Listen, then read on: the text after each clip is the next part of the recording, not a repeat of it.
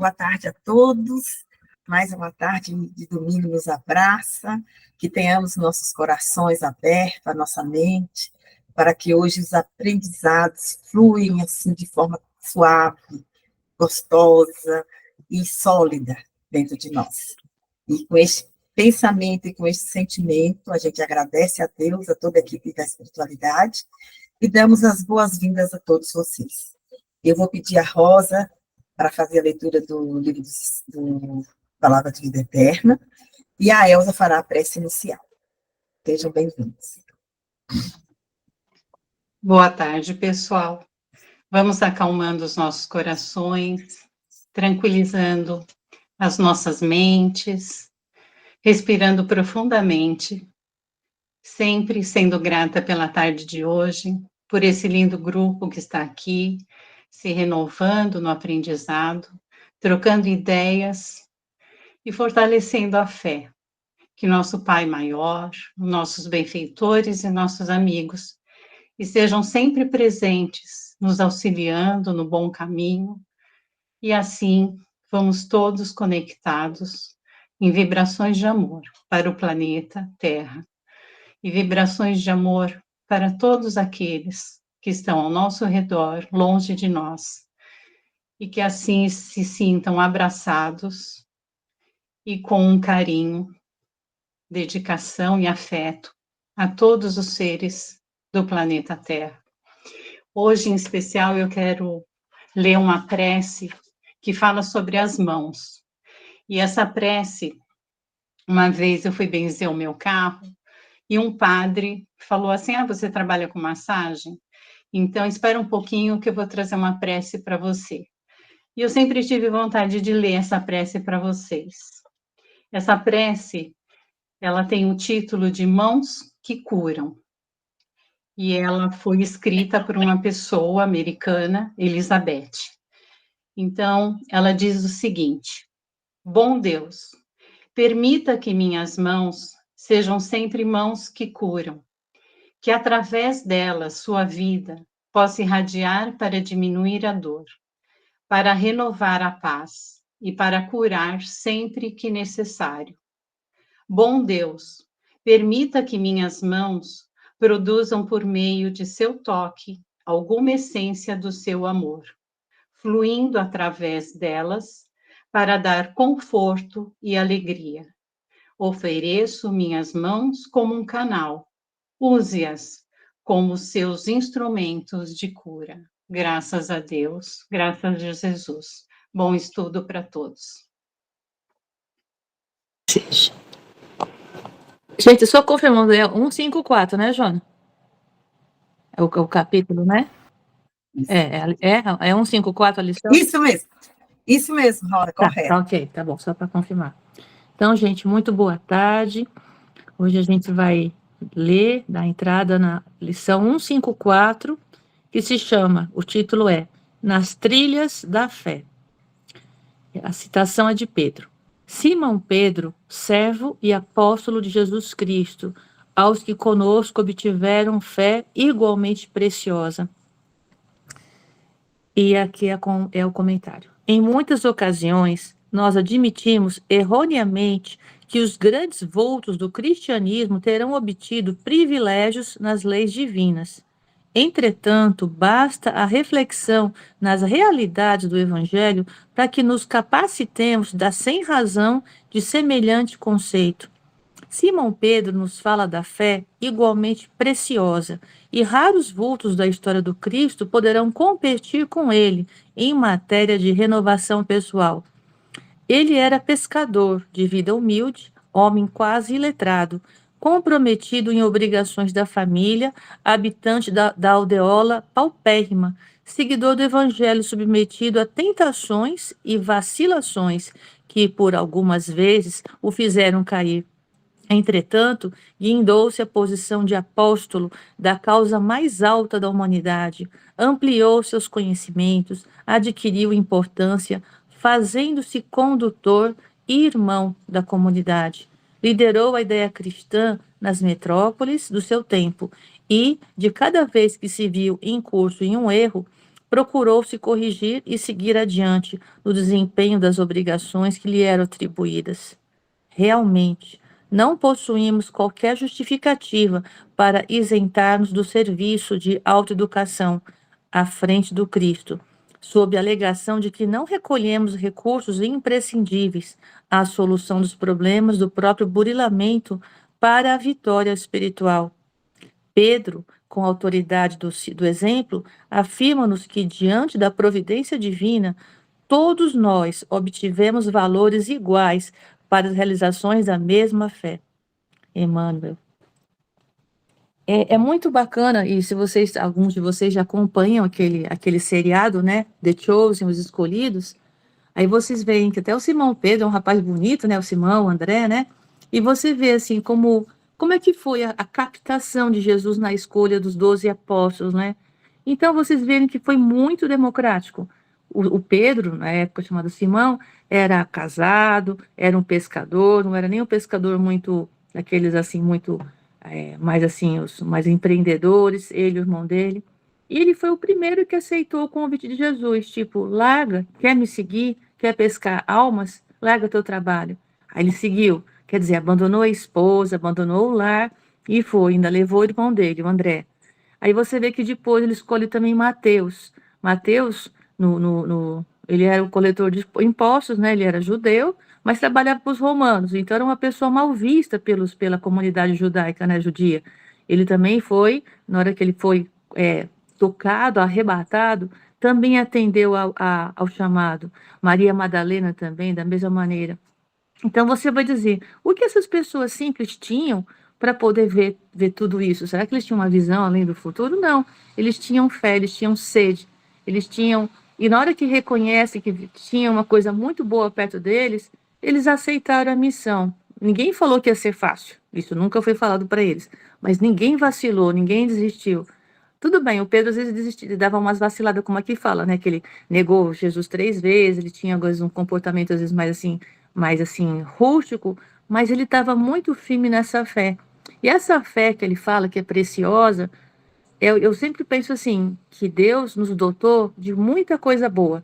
Então nós somos a melhor expressão dele, cada um de nós. Ah, mas como é que eu posso ser uma expressão tão boa? Basta você desenvolver. É a parte mais difícil, na verdade, né? Não é basta. Você desenvolver em que sentido? Nós somos sementes de ótima qualidade, eu sempre falo isso. Nós somos sementes de ótima qualidade, alguns caíram no terreno melhorzinho, outros nem tanto, mas todas têm a função de ser semente daquela planta. Então, se eu nasci para ser, sei lá, abacate, eu vou ser abacate, pequeno, grande, macio, amargo, não importa, mas eu vou ser um abacate. Então, Deus nos dotou de grandes coisas em sementes, em pequenas quantidades. E elas vão crescer mediante a nossa vontade, a nossa condição, a nossa percepção, né, das coisas. Ou então eu posso também pensar como se fossem pedras preciosas. Nós somos pedras preciosas, pedras de bom valor, mas só vai saber quem lapidar, quem burilar, quem descascar, quem lixar, quem polir. Então eu fico pensando assim, sabe, que não é assim, não existe escala. Todos somos perante Deus, todos somos iguais, igualmente capazes, igualmente possíveis de serem o mais que possível bons, o mais que possível perfeitos, cada qual na sua realidade. Isso me remete muito àquela palavra que tem naquela parábola quando você semeia, né? Aí ele coloca assim, e as sementes que deram fruto, deram sementes 30 para um, 60 para um e 100 para um. Então, cada qual de nós vamos dar frutos, nós vamos progredir. Se vamos ser 30 para um, 60 para um, 100 para um, não dá para saber. Mas que a intenção, a necessidade desse melhoramento individual vai acontecer. E aquela pessoa que tiver mais abertura, tiver mais, assim, for mais sensível, mais aberto às lições da vida, eu acho que vai florescer ou mais cedo, ou mais fácil, ou com menos dor. Mas que todos temos esse caminho de melhoramento de luz, sim. Todos nós somos dotados igualmente. Deus não escolheu. Você vai ser pobre, você vai ser isso, você não vai ter chance. Não, todos nós temos chance. Nesse ponto, Deus sempre foi muito democrático e justo. Aí depende de cada um de nós, né? A semente é boa, agora nós somos os jardineiros, né? Como é que a gente cuida disso? E como é que a gente bota isso para crescer? Eu acho que era isso que eu entendi daqui. Agradeço, gente. Agora vocês. Obrigada, Rosa. Foi ótimo.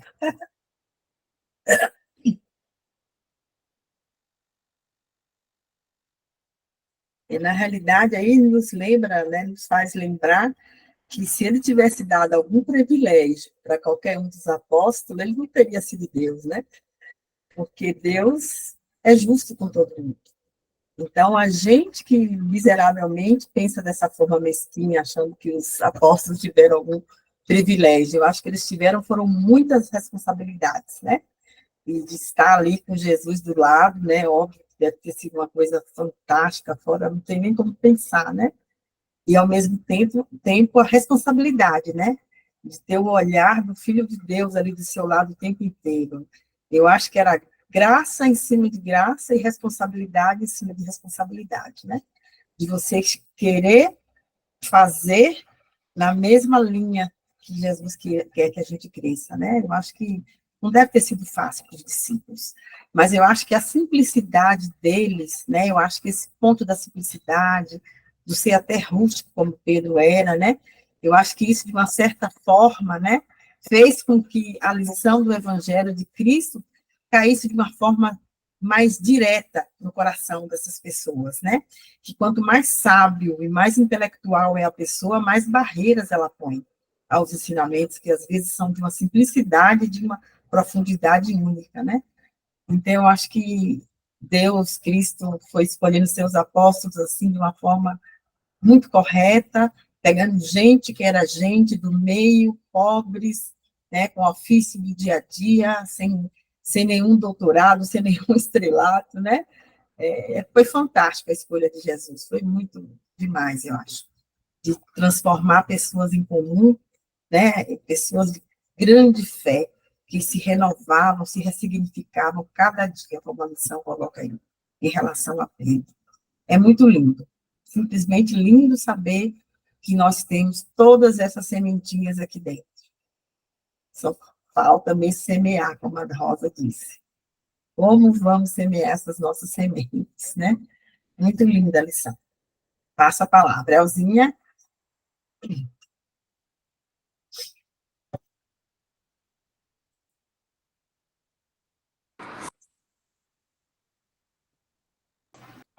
Elza, você está sem microfone, Elza.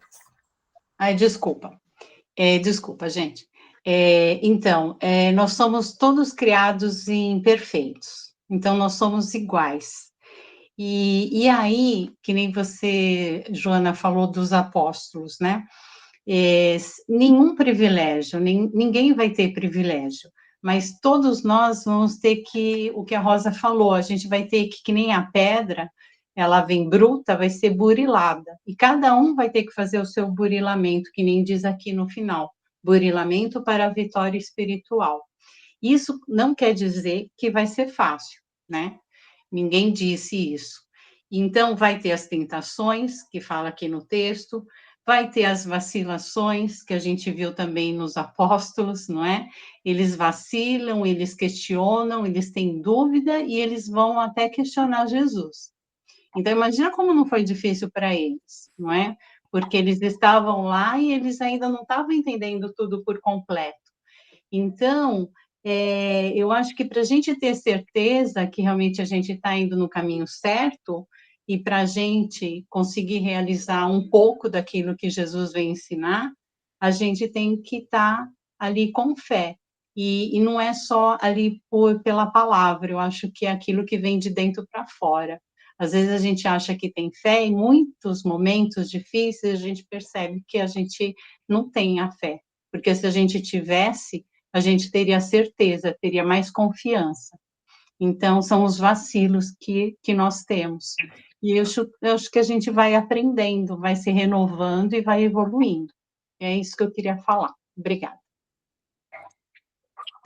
Obrigada, Elza. Amaro, parece que falou aí, né, Mário? Eu quero falar o seguinte, eu estou completamente sem internet, não sei como que o meu telefone pegou, porque o computador não pegou, mas eu estou conseguindo. Então, se sair, não fui eu que saí de repente, foi a internet que parou de funcionar. E a outra coisa que eu queria dizer é que aquela minha pergunta, eu acho que foi muito fraca, porque é óbvio que, na minha visão, que quando Paulo entregou, não, quando Mateus entregou os papéis a Paulo, foi eles, todos os que escreveram depois, foram inspirados pelo Espírito Santo. Então é óbvio que ia sair tudo igual mesmo. Não, a resposta que encontrei para a minha pergunta, eu estou compartilhando com vocês. E fiz isso agora por causa disso, porque eu estou sem saber porque que eu estou funcionando aqui, tá? Muito obrigada, fofa. boa tarde. Obrigada, Mara. Obrigada, Mara. Mara. Foi fofo, muito fofo.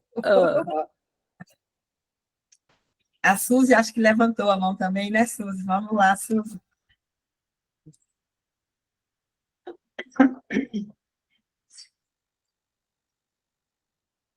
Suzy, você está sem microfone. Você está sem microfone, Suzy. Pronto. Eu estou assistindo a série Chosen e eu já tinha me feito essa pergunta, né? Por que que Cristo pegou pessoas tão diferentes uma das outras? Né? Se você perceber, é uma personalidade, tem personalidades completamente opostas ali entre os apóstolos, né? Aí eu estava pensando, por quê? Por que que ele pegou desse jeito? Tem um motivo, claro que tem um motivo, né? Ele é Jesus, ele sabe tudo. Falei, o que que eles têm em comum para servir o Cristo?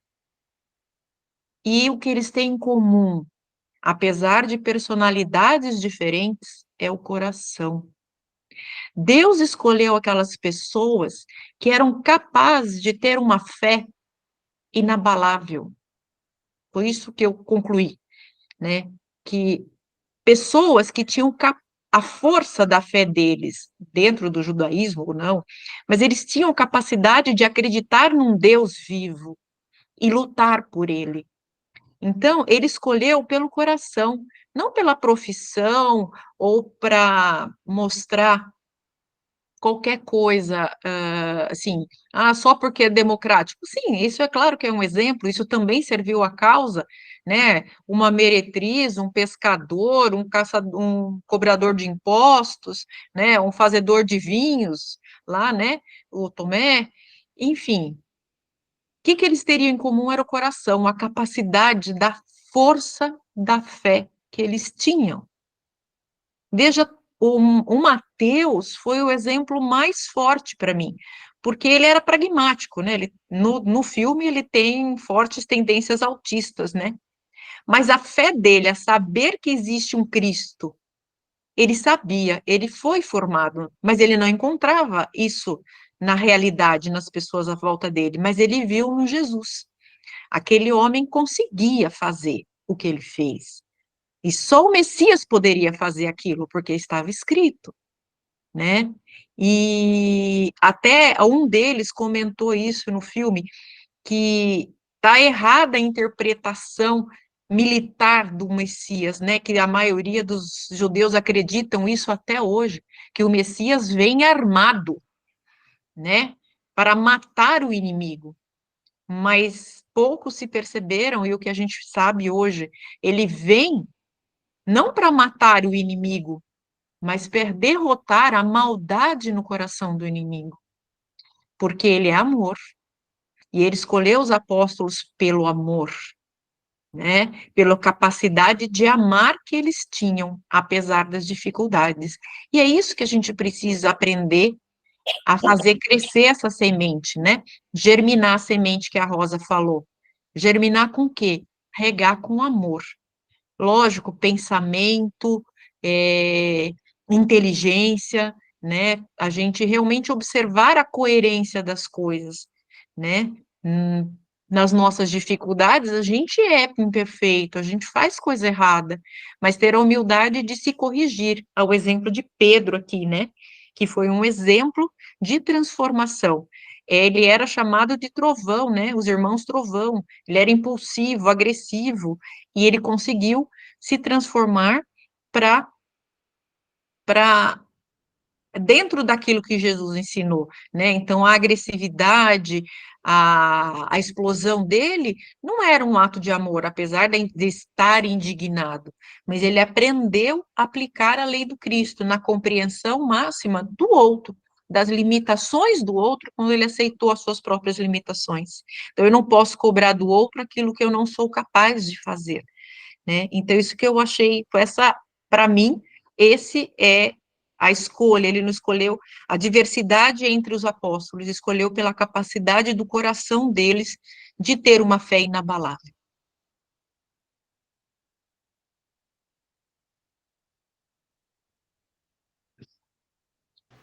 Obrigada, Suzy. Acho que a Rosa quer dar uma palavrinha, Rosa.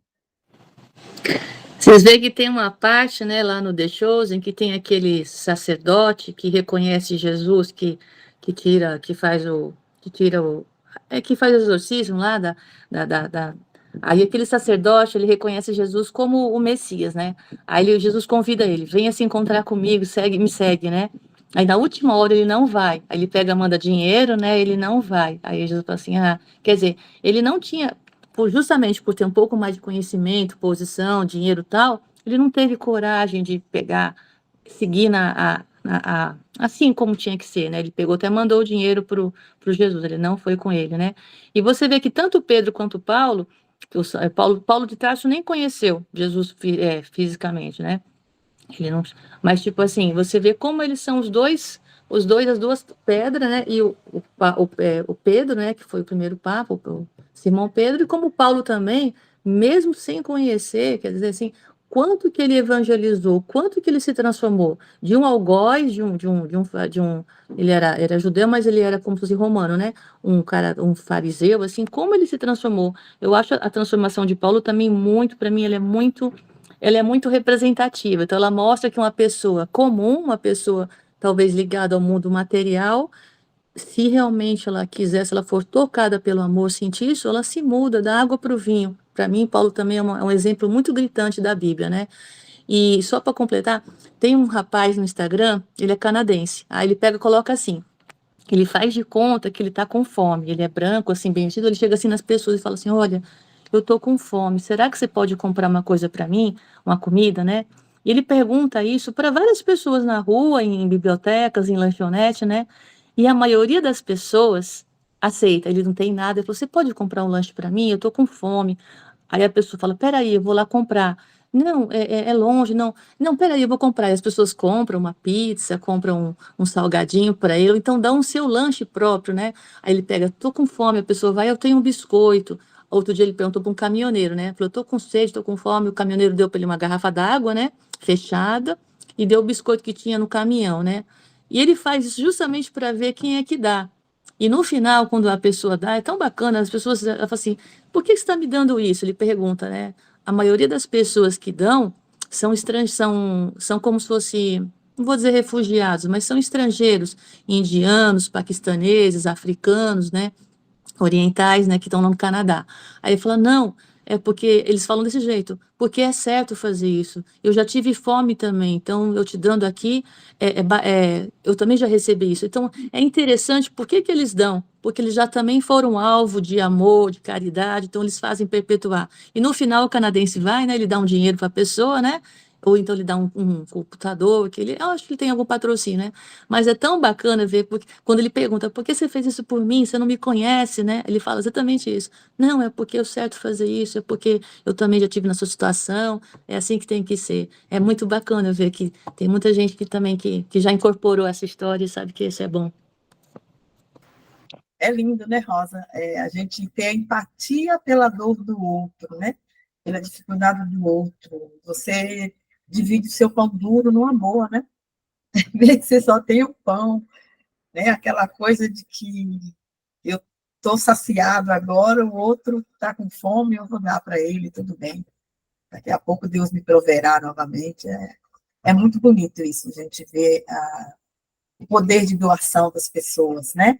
Possa ser que elas já tenham passado pelo mesmo sufoco, né? De ter passado fome, passado necessidade, e terem sido acolhidas em algum momento, né?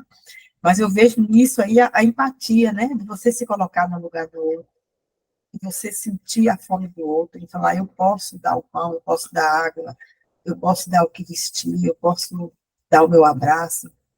É muito bonito. E eu acho que isso é espiritualidade pura, Jesus puro, né? Ali, nessas pequenas atitudes que a gente faz pelo outro, que o outro faz pela gente. É muito lindo mesmo. Muito, muito, muito 10. Joana, Enternece. Joana, é só lembrando que a dona Marta falava para nós que a gente tem que aprender a transformar a Babilônia que existe dentro do nosso coração em paz e harmonia. Porque quando a gente conseguir transformar essa Babilônia em paz e harmonia, nós vamos ver a vida de uma outra forma. Então, é uma grande arte, né? Você saber que você tem esta Babilônia dentro de você e que você pode e é capaz de transformá-la, né? Em harmonia, em paz. Quando a gente está harmoniosamente em paz, a gente consegue harmonizar também o outro que está do nosso lado, né? Lembrando a nossa querida Maria Elvira, que hoje faria aniversário, gente. Tem Dia muito 3. na minha queridinha. E hoje a gente está, assim, pensando nela desde cedo, fazendo uma homenagem a essa grande professora. Eu tive a honra de compartilhar o trabalho. E ela era louca pelos discípulos, né? A gente dava aprendiz do Evangelho, e ela dizia sempre, né, nessa fala da avó Marta, ela dizia, Carmen, nós somos a própria Babilônia, né? Então, se a gente puder transformar pelo menos alguma coisa, né, principalmente a ira, né, a gente fica irado em algum momento por alguma coisa, essa é a Babilônia que a gente tem, né, dentro de nós. E, de repente, você consegue transformá-la em alguma coisa altamente positiva. Isso é muito bom. Obrigada, dona Carmen. A lembrança aí da Maria Elvira, foi nossa professora lá nos Aprendizes. Nossa. Era demais, né? Não é porque ela já partiu que a gente fala isso. Verdade. Mas ela dava uma aula, quando ela começava a falar, é como se todo o conhecimento da Bíblia estivesse ali com ela. De uma forma gostosa, assim, de você ouvir, sabe? Era uma conversa gostosa, né? Eu tive o prazer de conhecer, de ter aulas com a professora Maria Elvira, que Deus a cubra de bênçãos por tudo que ela deixou aqui de legado, dentro do seu conhecimento, que partilhava com a gente. Uma grande companhia. Dela. Que linda. Eu acho que a Rê levantou a mão aí, né, Rê? Não, é uma coisa que eu até refleti sobre esse texto também, né, sobre a fé. Assim, eu discordo um pouquinho de quando foi falado que os apóstolos tinham uma fé inabalável. Eu acho que, pelo contrário, eles na verdade, eles também tinham as suas dúvidas, né? Eles seguiram Jesus, eles tiveram esse convite, né? De seguir a Jesus, mas a princípio eles também tiveram seus receios, né? E, inclusive, Pedro negou Jesus 3 vezes, né? Jesus ainda falou isso, que antes do galo cantar, ele ia negar Jesus 3 vezes. Então, eu acho que a fé, na verdade, o que ela é? Ela é uma construção, né? É um caminho a seguir. Eu acho que eles também foram construindo essa fé, né? Com os exemplos de Jesus, com tudo que Jesus estava mostrando para eles, estava ensinando a eles. Então, eles também foram testados, assim como nós também, diariamente, somos testados na nossa fé, né? Porque, na verdade, é tudo muito bom, né? A gente é muito devoto, a gente acredita muito em Deus, em Jesus, enquanto está uma calmaria na nossa vida. Bastou uma aprovação, uma dificuldade. Aí será que a nossa fé realmente está ali, né? Então, eu acho que essa construção, ela acontece diariamente, ela é uma conquista e é um caminho difícil, não é um caminho fácil, né? Porque não basta a gente ter o entendimento, né, das lições de Jesus, talvez para os apóstolos seria mais fácil porque eles estavam próximos a ele, né? Mas eu acho que estando próximo ou não, a gente agora tem Jesus como um exemplo, como um espírito iluminado, mas eu acho que mesmo assim eles também tiveram suas dificuldades, mas eles foram construindo. Então eu acho que mais uma vez Jesus deixou esse ensinamento. Se eles foram capazes de vencer tantas dificuldades, né? Pedro ainda morreu na cruz, né? De ponta cabeça, ainda foi crucificado. Então eu penso assim, se ele deixou esse exemplo de que eles eram homens comuns, eram pessoas comuns, e eles foram capazes de seguir Jesus, eles entenderam aqueles ensinamentos e eles colocaram em ação.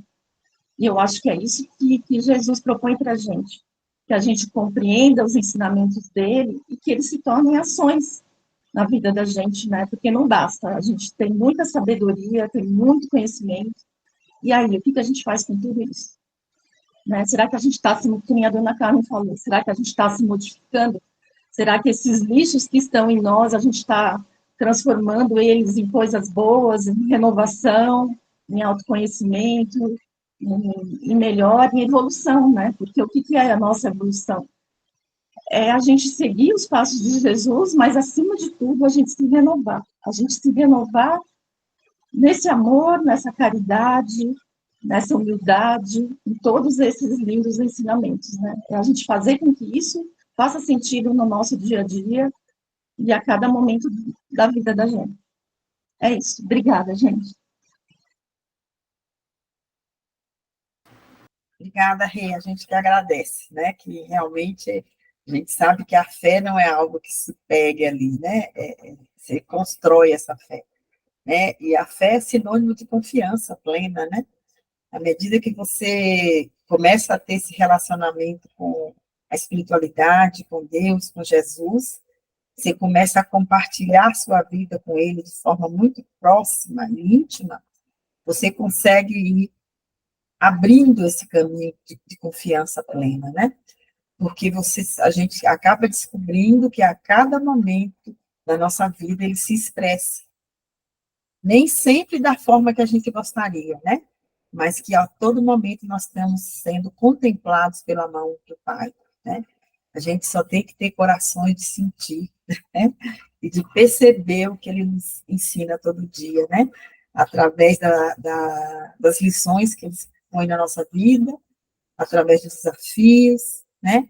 Através das provações e de tudo, das alegrias, das tristezas, tudo isso que vem para nós, né? Na realidade, a gente vai criando essa fé, quando a gente começa a ter essa cumplicidade de saber que tem essa mão divina de Pai poderoso, amado, misericordioso conosco. E aí a gente vai ampliando essa nossa fé. E é óbvio, quando está tudo bom, é muito fácil dizer que tem fé, que confia, né? Eu quero ver a gente confiar plenamente quando as coisas estão bem difíceis. Quando a gente não vê saída e que você tem que realmente confiar no Pai.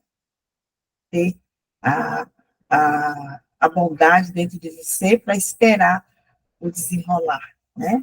E ter essa confiança plena. Então, fé é, antes de tudo, confiança. Não é acreditar, é confiar. Eu confio e eu aqui vou tecendo, com o meu esforço próprio, atitudes e posturas que me ajudam, que me levam a passar por esse turbilhão, porque Ele está comigo. A Suzy levantou a mão também. Por favor, Suzy.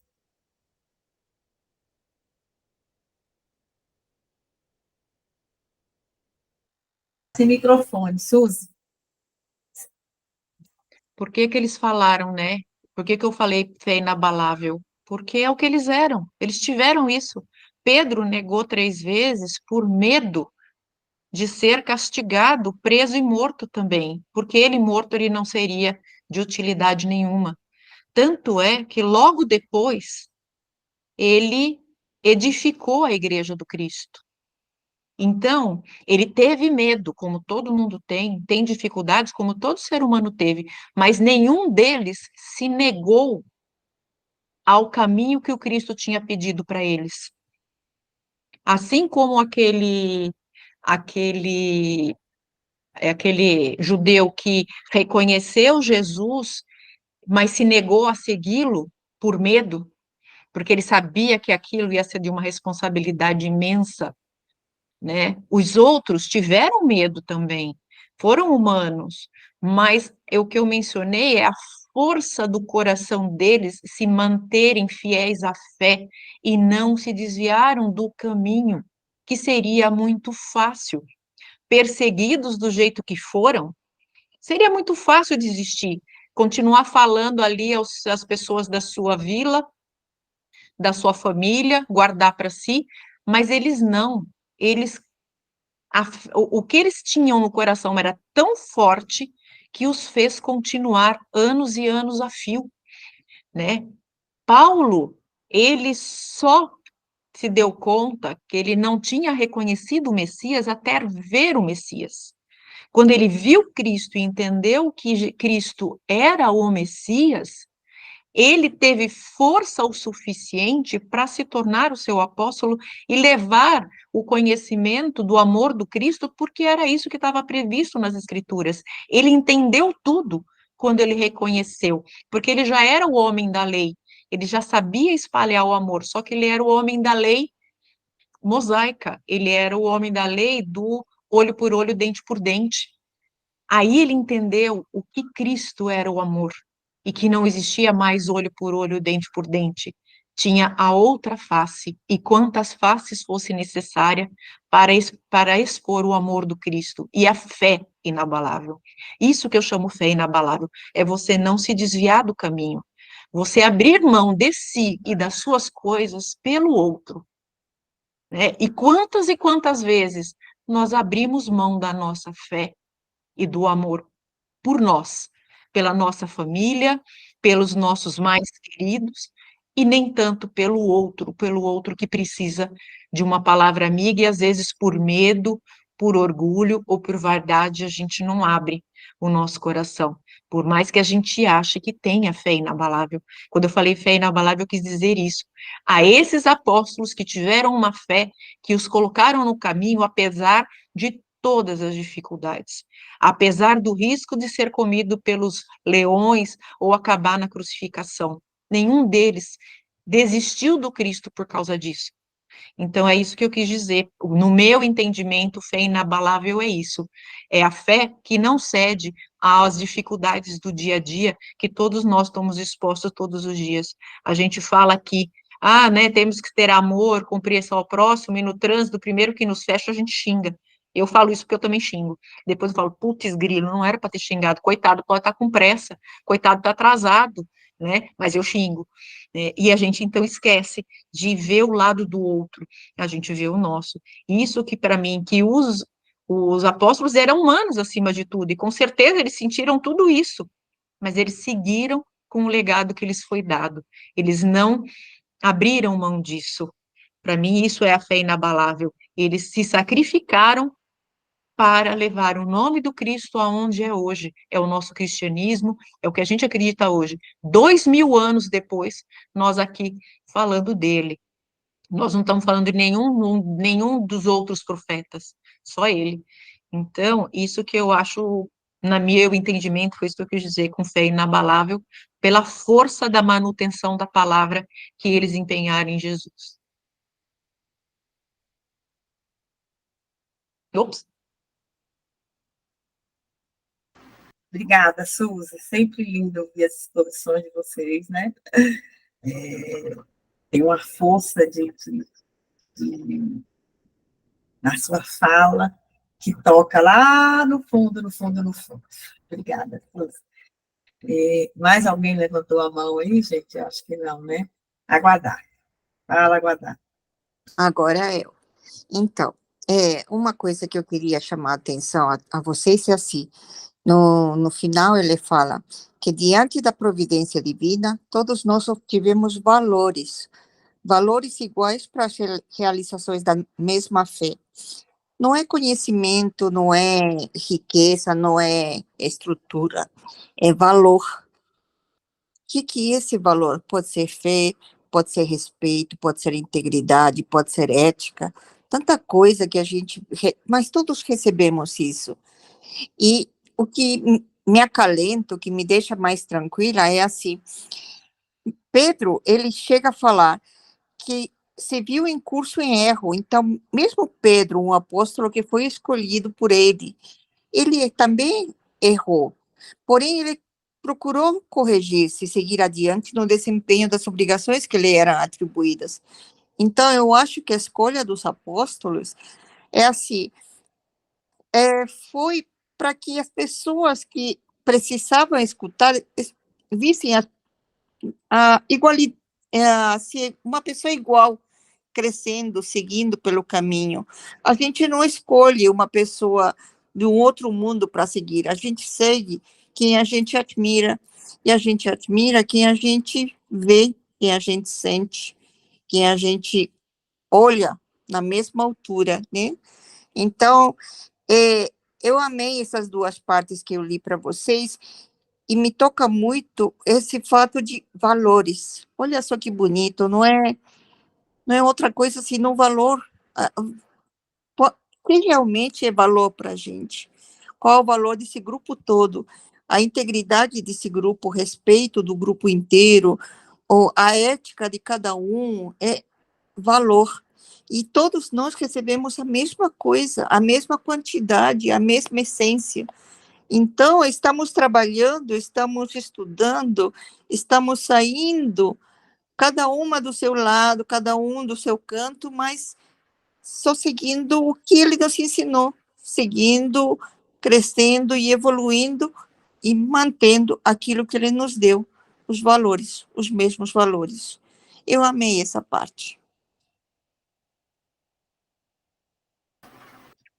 Obrigada, Guadar. As sementinhas poderosas, esses valores aqui dentro de nós, né? Alguém mais quer se posicionar em relação a essa questão da lição? Eu acho que, dona Carmen, talvez a gente possa já ir para o livro dos Espíritos, né? Eu acho que era a questão 106, eu acho, né, gente? 106. É 106, 106. É. É isso, dona Carmen, 106. É 106. Espíritos batedores e perturbadores. Gente, olha nós aqui, hein? Pior que a gente se encontra em cada um deles, dona Carmen. Poderoso. A gente se reconhece. Eu falo, olha nós aqui de novo. Ai, Deus. Junto para aprender, né? Nossa, muito legal isso. Gente, vamos lá. Espíritos batedores e perturbadores. Estes espíritos não formam, propriamente falando, uma classe distinta pelas suas qualidades pessoais, podendo pertencer a todas as classes da terceira ordem. Manifestam frequentemente sua presença por meio de efeitos sensíveis e físicos, tais como pancadas, o movimento e o deslocamento anormal dos corpos sólidos, e agitação no ar, e etc. Parecem ser, mais que os outros, agarrados à matéria, os agentes principais das perturbações dos elementos do globo, quer atuem sobre o ar, a água, o fogo, os corpos duros ou nas entranhas da terra. Reconhece-se que esses fenômenos não são devidos a uma causa fortuita e física, quando têm um caráter intencional e inteligente. Todos os espíritos podem produzir estes fenômenos, mas os espíritos elevados os deixam, em geral, como atribuições dos espíritos subalternos, mais aptos às coisas materiais do que às coisas inteligentes. Quando julgam que as manifestações desse gênero são úteis, servem-se destes espíritos como seus auxiliares. Gente, eu acho esta pergunta o máximo, porque, brincadeiras à parte, que papel eu faço na sociedade? Será que eu sou aquele espírito que ameniza a dor de alguém, que ouve esta dor, que não julga? Será que eu sou um espírito honesto comigo mesmo? Eu me sirvo desta honestidade para saber quem eu sou realmente. Se eu sou um operário do Cristo, onde eu vou servi-lo, seja qual for a necessidade e o local, ou se eu sou um perturbador, que através, muitas vezes, de uma fala sem sentido, eu perturbo a paz numa casa, num ambiente de trabalho, seja na família, seja lá onde for. Então, se eu sou esse espírito perturbador, é porque eu ainda estou fazendo parte de uma classe de espíritos batedores e perturbadores. Isto é, eu ainda não sou honesto o suficiente para dizer que eu sou perseverante no bem e que eu posso me modificar para que a espiritualidade possa se servir de mim como trabalhador do Cristo para o bem. Agora, isto é importante a gente fazer uma autoavaliação, gente. Qual é o meu papel na Terra? Se eu vim, como todos nós viemos, para a própria evolução, eu preciso fazer jus a esta confiança que Deus colocou nas minhas mãos e disse assim: fofa, esta é a grande chance de você evoluir.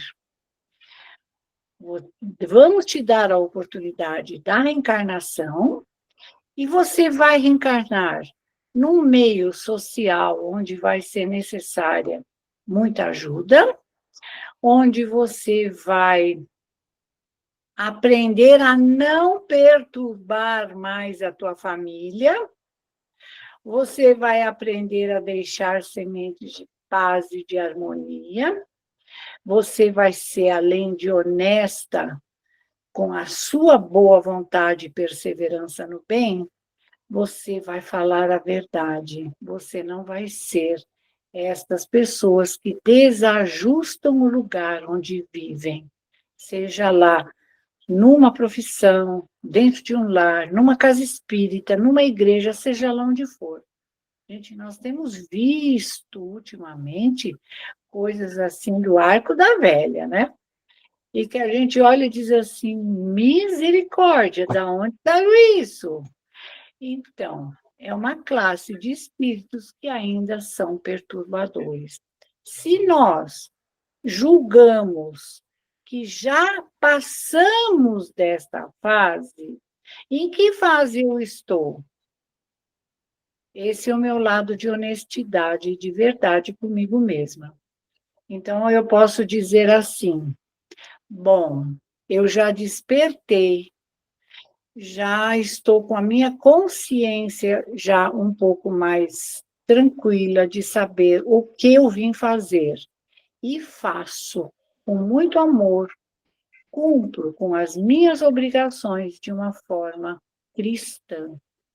Então, eu estou fazendo jus à confiança que Deus colocou na minha mão, de dizer, opa, vai, não peques mais, não olha para trás, vai em frente, minha filha, vai em frente.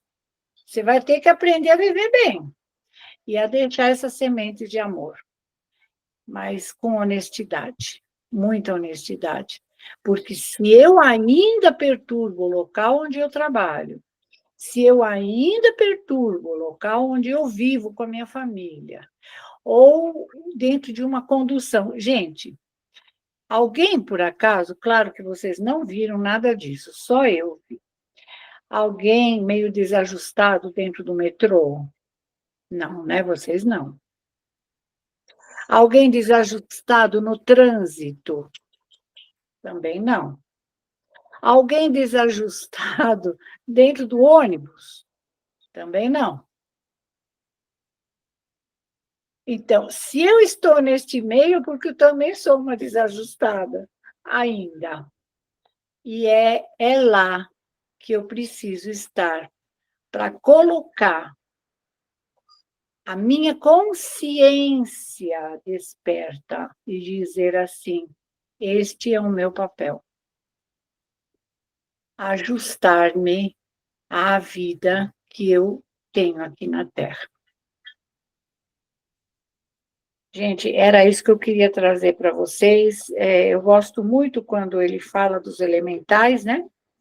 Porque muitas vezes a gente vai fazer evangelho dos lares e nós vemos aqueles elementais bem pequenininhos, né? Fazendo como se fossem pinturas nas paredes, limpeza.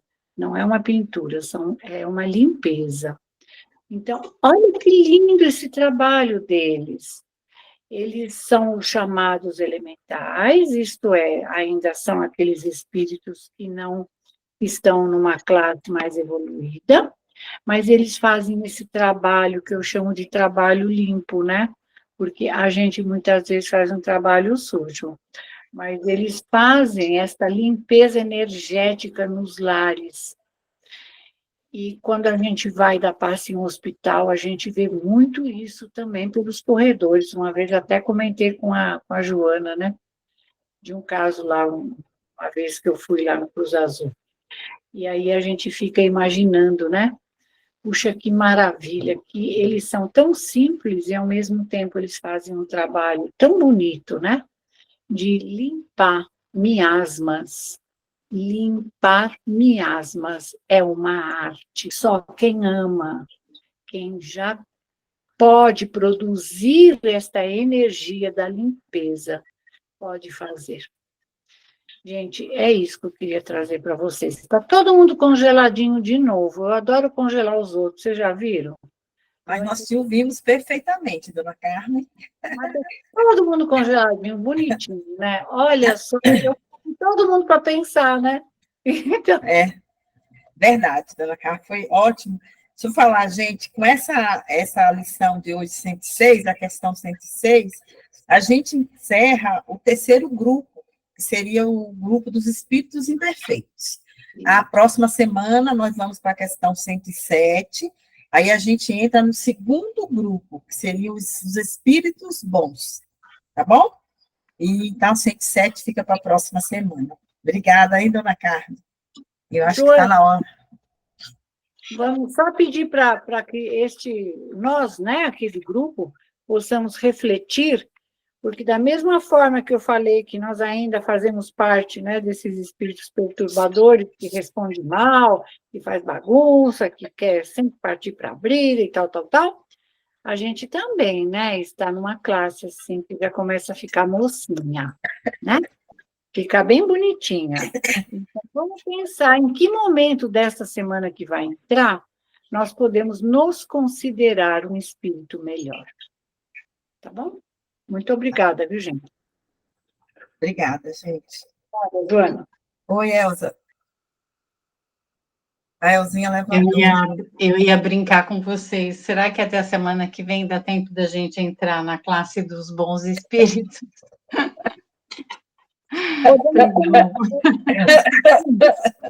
Ô, Zia, a gente vai começar já, né? Começar já. Começar já. A boa intenção existe. Vamos ver se a gente consegue fazer a boa ação, né? Vamos lá, começar pelo trânsito. Bem, eu acho que está na hora da gente fazer a vibração. Então, que todos possamos, nesse momento, mentalizar a figura amada do nosso Mestre Jesus. agradecendo pelo encontro, por aqui estarmos em seu nome, aprendendo o seu evangelho e tentando colocar em prática o nosso dia a dia, no lar, no trabalho, na nossa vida, rotina, cotidiana. Quantas vezes a gente desliza? Muitas vezes. E vamos deslizar muitas vezes mais. Mas o importante, irmãos todos aqui presentes, é que nenhum de nós desista de corrigir o seu erro, de lutar pela sua reforma interior, de lutar pelo aprendizado do Pai, de lutar pela melhoria pessoal e do grupo como todo. Se eu cresço, ao meu redor as pessoas também crescem. Se eu faço bem, eu reflito luz.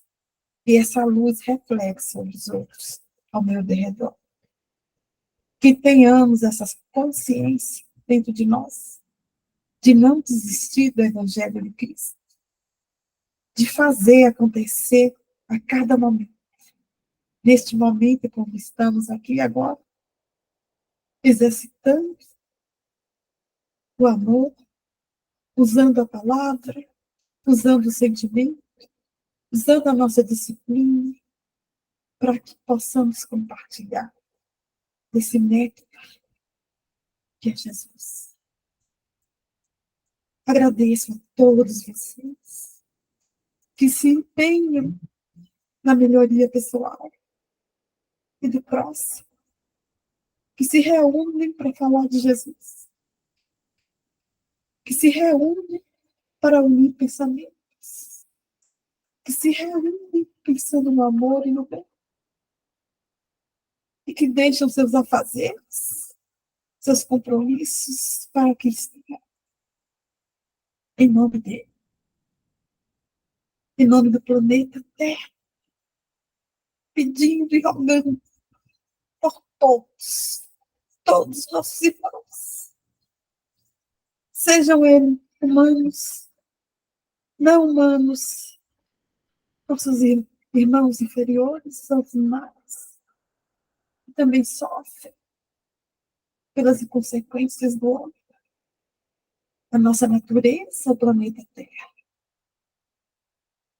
Cada esforço em comum para acalmar, para fazer brilhar esse planeta, é digno da mão divina.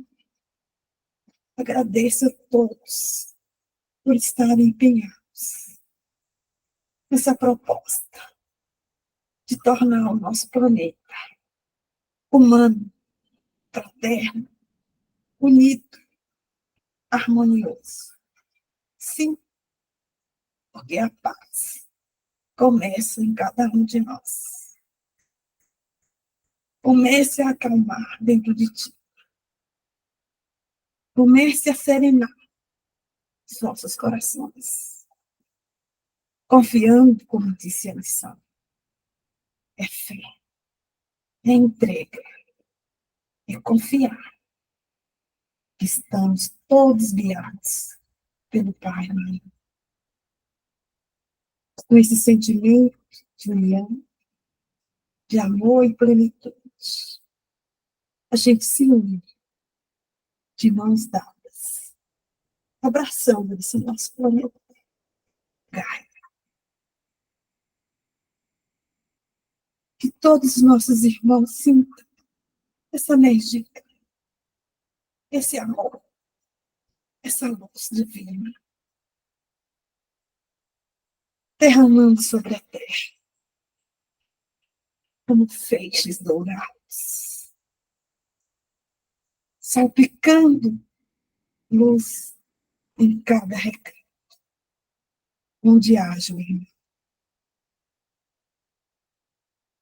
Respirem profundamente, sim, a serenidade